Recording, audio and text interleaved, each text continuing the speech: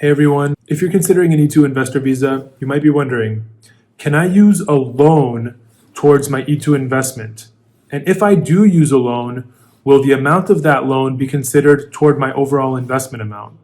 Well, in this video, I'm going to answer those questions. And we're going to start off by taking a look at the actual regulations. So I think you're going to find this information very interesting. So let's get started.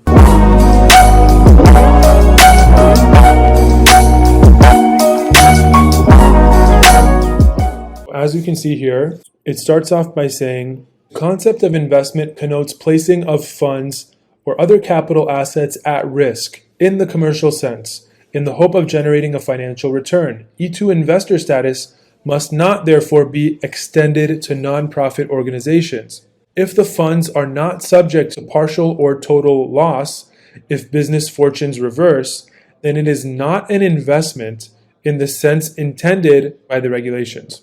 If the fund's availability arises from indebtedness, these criteria must be followed.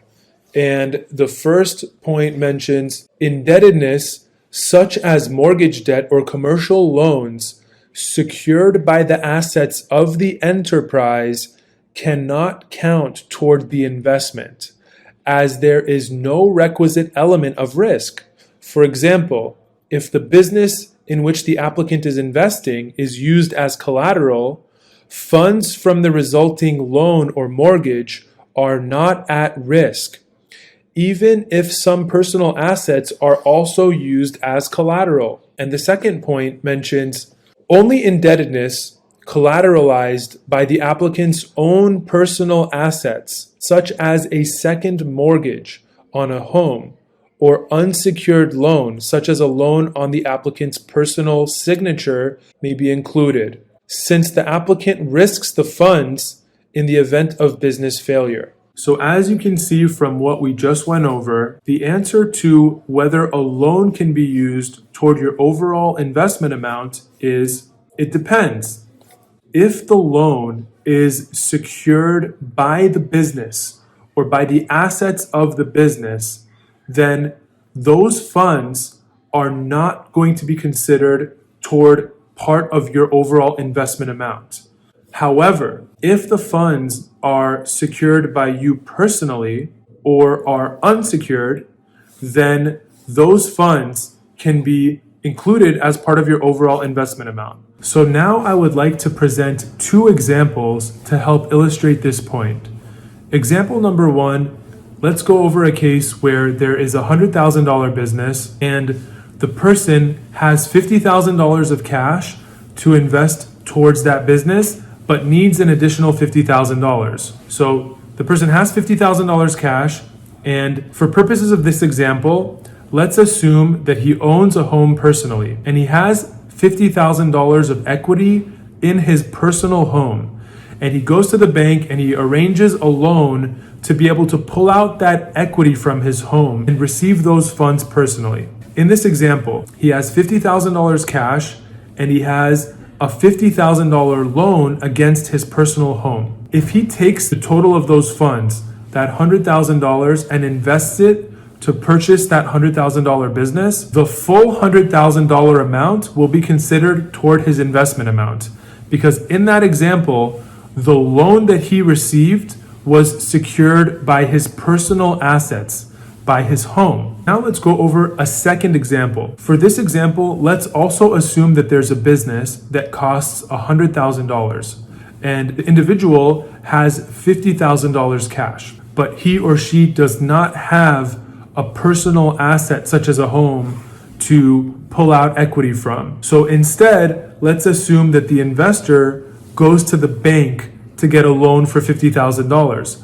And the bank issues that $50,000 loan, but requires that the investor use the business itself as collateral for the loan. So again, in this example, we have a $100,000 business. The investor has $50,000 cash, and the investor gets a loan from the bank for $50,000, and that loan is secured by the business itself. In this example, only $50,000 would be considered invested. The $50,000 loan that's issued by the bank would not be considered part of the overall investment amount because it is secured by the business. This is important for many reasons. The first reason why this is very important is because the amount of your investment is very important toward whether or not your investment is going to be considered substantial. That's the first reason why this is very important. The second reason why this is very important is because of proportionality.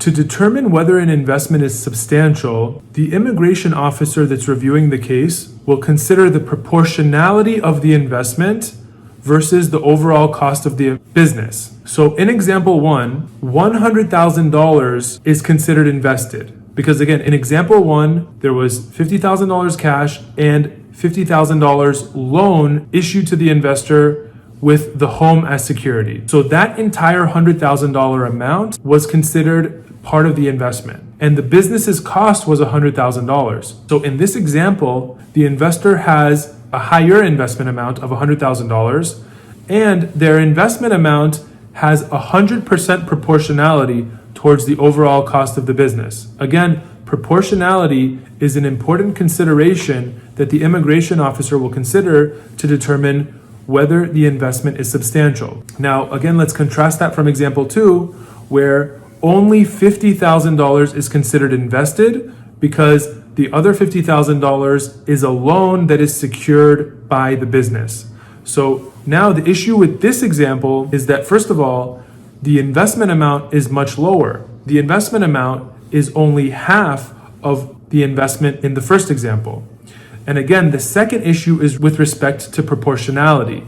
In example number 2, there's only 50% proportionality between the amount invested and the overall cost of the business. And because proportionality is an important factor as to what is considered substantial, the example of case number 2 is weaker than case number 1. Example number 1 represents a stronger case than example number 2, both because of the overall investment amount and because of the proportionality towards the overall cost of the business. So again, in this video, we went over whether loans qualify as part of your investment for E2 visa purposes. And we determined clearly that loans that are secured by the business do not qualify. However, personal loans and unsecured loans can qualify. And we talked about why this is so important, both because of the overall investment amount and because of proportionality. I hope you found this video very informative. Hope you learned a lot from this video. If you like this video, let me know in the comments and give us a big thumbs up so that YouTube knows to share this information with more people. Thank you so much for tuning in, and I will see you on the next video.